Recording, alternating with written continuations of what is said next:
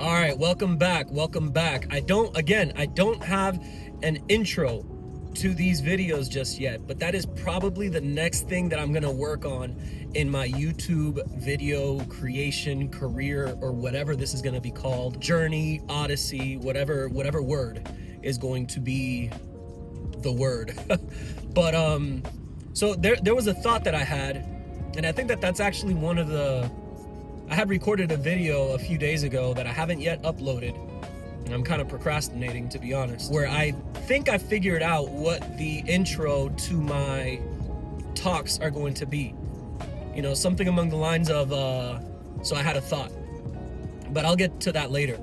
The reason why I wanted to turn the camera on and talk to you this morning or afternoon or night, whenever you're watching this, is don't be afraid to hurt people's feelings. Now, don't go out of the way to hurt people's feelings, but you cannot fear hurting people's feelings, especially in today's day.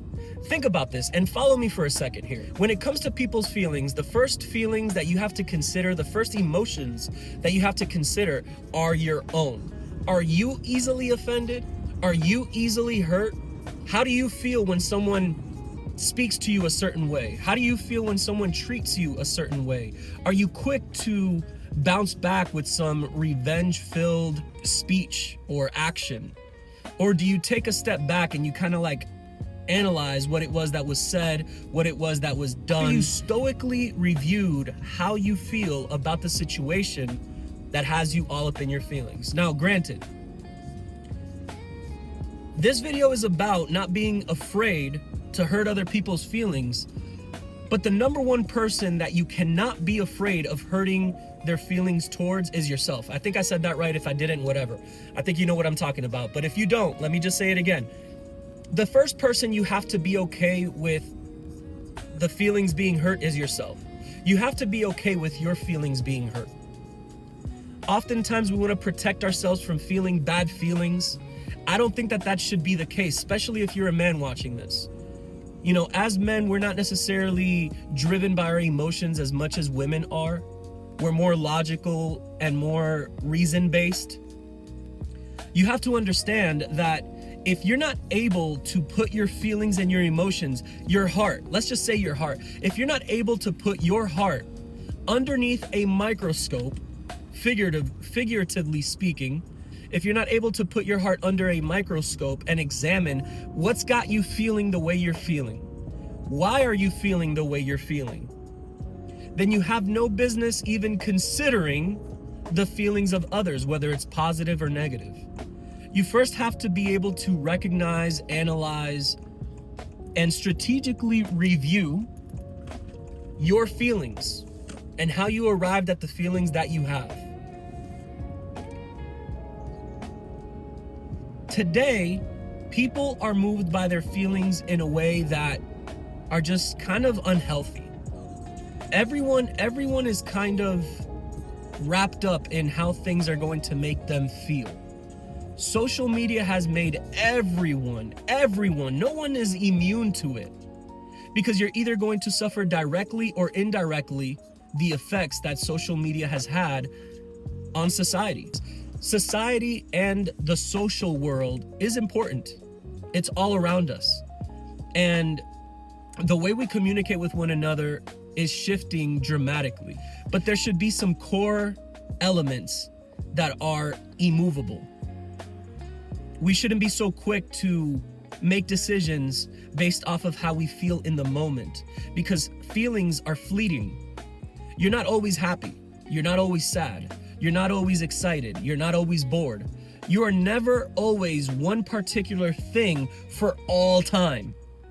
Recognizing that should allow you to see that your feelings aren't necessarily the number one thing you should base or guide your actions off of. They should be secondary. They should be secondary. I'm not saying your feelings are not important as a man. Our feelings are important as a man. It's the reason why there's so much content out there about how to dress well, because if you dress well, you're gonna feel good. If you smell good, you're gonna feel good. If you look good, you're gonna feel good. It always ends up in how we feel. So feelings are important, but they're not the end all be all. Now, bringing it back to what this video is really about, you can't be afraid of hurting people's feelings. I went through a lot of my life making sure that I didn't hurt anyone with my words. Now, granted, there were plenty of things that I said that were completely stupid, very stupid. I've said a lot of dumb things in my life. I've hurt a lot of people's feelings in my life. So it's not that I've been afraid of hurting people's feelings. I did it not knowingly. I think that once you cross over the chasm of not hurting people's feelings without it being deliberate, you start measuring how your words are going to impact the feelings of those people that are around you. Because sometimes you're sitting on a truth or a perspective, because that's a whole nother topic right there, truth and perspective, right? I'm not even gonna get into that. But sometimes you're sitting on a truth or a perspective that you will not share with someone because you know it's going to sit upon their heart in a way that is not conducive, in a way that is not good, in a way that is not beneficial to them. So you'll keep your mouth shut, which is wise, because sometimes people aren't really ready to hear a particular thing that you've got to say. People's feelings are just as valid as yours, but like I've said in previous videos, feelings are not always 100% correct. Feelings can be very deceitful. Your heart can be very deceitful. Where do I get that from? Well, the source of knowledge that I draw a lot of things that I have to think about and talk through comes from the Bible. The Bible is undefeated, you know. A lot of people will say the internet is undefeated, but you know who's truly undefeated? The Bible. The Bible is truly undefeated. If you want knowledge, that is definitely the first place you need to go, is the Bible. If you want to go about learning human psychology and all these other things, there are definitely books out there that are going to teach you and educate you and inform you about everything you want to learn. But they all get their information from the Bible. It's just, that's the way that it is. Nothing new that has been spoken about in books that are being published today or a year ago or 10 years ago. It's not new concepts. Nobody can offer a new concept. It's all from the Bible. But anyways, I digress. What I'm trying to say here is, when it comes to pursuing knowledge, when it comes to pursuing information, it needs to be in order to edify your understanding on how to deal with people, because it's all connected. If you are a part of society, if you weren't a part of society, you don't have to worry about this. You do not have to worry about this. If you are a lone wolf living in a cabin up in Alaska or somewhere else, wherever it is that you might be living, this doesn't apply to you. If your day-to-day life consists of dealing with people, you have to be knowledgeable about how people operate. You cannot be ignorant in today's world. You cannot be ignorant in today's world. Ignorance will cost you opportunities. Ignorance will cost you privilege. Ignorance will cost you abundance. Ignorance will cause you the loss of everything good in this life. You cannot afford to be ignorant as a man. Do not be ignorant. And it's so easy to be ignorant nowadays. It doesn't require a lot of effort to be ignorant. Just don't read a book. Just don't listen to educational-based podcasts or YouTube videos, whatever the case may be. Just don't do anything. Just don't try. You don't have to. Being ignorant is the easiest thing in the world. It's easy. Stay in bed. Stay in bed. Watch more shows. Watch more movies. Keep watching YouTube videos that don't edify your mind, that don't allow you to progress with skills. Just keep doing what you're doing. But if you're really looking to excel in life, which is what I'm trying to do in my life, I'm trying to excel. Because average or even above average is not good enough. It's just not good enough. Why would you settle for average or slightly above average when you can have excellence? It requires some work, sure. But if you were to stop this video right now and look at yourself in the mirror and ask yourself, do you want average or do you want excellence? I doubt your answer is going to be, I want average. Everyone wants excellence. Ask yourself right now, if the kind of partner that you want to attract into your life is a partner that is excellent, this person is working out, this person is eating right, this person takes care of their job, this person takes care of their family, this person just, they check off all the boxes, but you don't. You don't deserve that. You're not worthy of that. You shouldn't get that.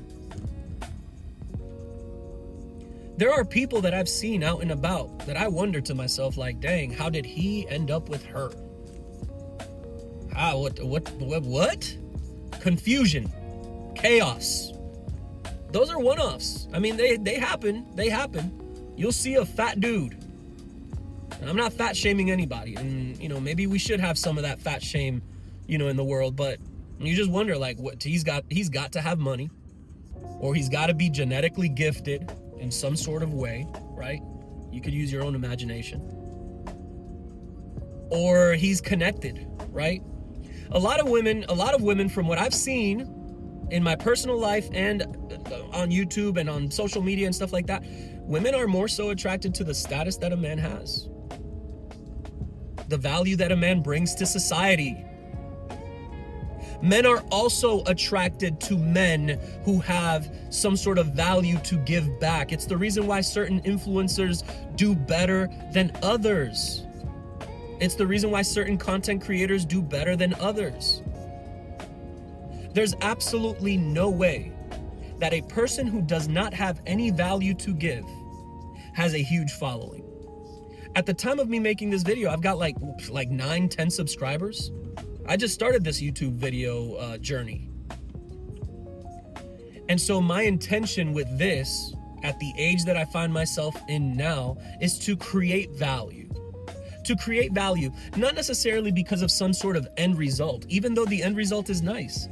Better friendships, better relationships, better opportunities, a better life, right? Because your life gets better as you get better. You get in shape, you make more money, you start taking care of the people around you within reason. Because you could have some suckers in your life. You could have some time suckers. You could have some energy suckers. Those people can be your friends, your family. That's a big one. Look, there's a lot to say. There's a lot more videos that are going to be coming out. But you can't be afraid to hurt people's feelings. You just can't be afraid to hurt people's feelings. When it comes to people's feelings, you got to remember that they're not going to feel the feeling that you caused within them for a long period of time. However you made them feel is going to pass. But if the way that they feel after you told them a specific truth or a perspective that allowed them to see the light or allowed them to see something that they weren't seeing before, after they get done being all up in their feelings, they will appreciate you if they are on the path of excellence. Because no one who is on the path of excellence is going to say, you shouldn't have told me that, man. You shouldn't have told me that. That really messed with me. They're going to be like, look, man, I appreciate it. Like when you first told it to me, it was kind of hurtful because, it just, I was dealing with another thing. Like, so they're going to come and tell you. It sucked when you told it to me. It hurt. But I took some time to analyze it. I took some time to see what you were telling me, and I saw it. So I thank you. Someone who's in pursuit of excellence, true excellence, internal excellence, which will fuel external excellence.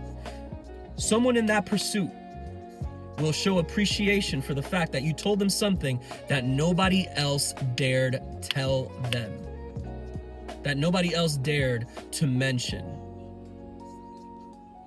Are you that person? Are you telling yourself the truth that you need to say? If you're not, you're going to stay exactly in the same place you were last year, thinking you're going to go somewhere else. You're going to stay in the same place. Look at yourself first. Do a personal internal inventory of where you are. Are you happy? Are you waking up happy? Are you waking up motivated and inspired to add another block to what you're building? If you're not excited, you gotta question some things. You gotta question some things. If you're not inspired, you gotta question some things. Ultimately, the life of a man needs to be a life of inspiration and motivation. When you think about the great men in history, everyone from King David in the Bible to Alexander the Great, Genghis Khan or Genghis Khan, however you say his name, these men, they didn't really care about being motivational and inspirational. They just were. They just were. They lived and they inspired and motivated people to do better, greater things. Is that you? Is that you? Or are you just settling for the status quo? Oh, I'll just always be average. I'm always gonna be average. Average is I'm gonna learn how to live with average. Oh man. Listen, if you're gonna learn to live with average, get off the channel. Don't view this stuff. Don't view my stuff. If you're not tired of watching average stuff, if you're just not tired of average, then you're just not where you need to be to take value out of the things that I'm speaking on here. This is not going to be a normal channel. This is not going to be a channel of this is how you do well with women. This is how you do well in business. This is how you do well in everything. Everything. Everything. How you dress, how you smell, how you speak with people, how you treat yourself. Because how you treat yourself, ultimately, it's how people are going to treat you. If you don't respect yourself, do not expect respect. If you don't respect yourself, do not expect respect. Respect starts with yourself. Any self-respecting man will tell you the reason why people respect me is because I respected myself first. You don't have to go and interview millionaires and billionaires to know that. You don't even have to be a millionaire or a billionaire to be a self-respecting man. You can be on your way up and have that self-respect. Remember, in order for you to get to where you want to be, you need to start performing and acting as if you are that person already.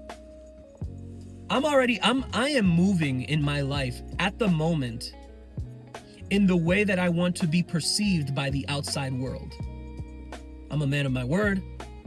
I keep my promises. I am known as those things because that's how I show up for myself. This YouTube video content creation journey thing is my way of showing up for myself before I even think about anybody finding these videos. People will find this channel. People will find these videos whenever they find them. You found this video when you needed to find it. You've watched this long because you are resonating with something that I'm telling you right now.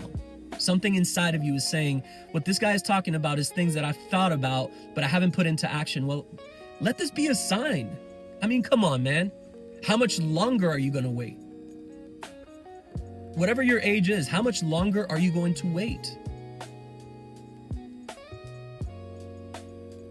Sit with it for a minute. Sit with it for a minute. Sit in silence for a minute.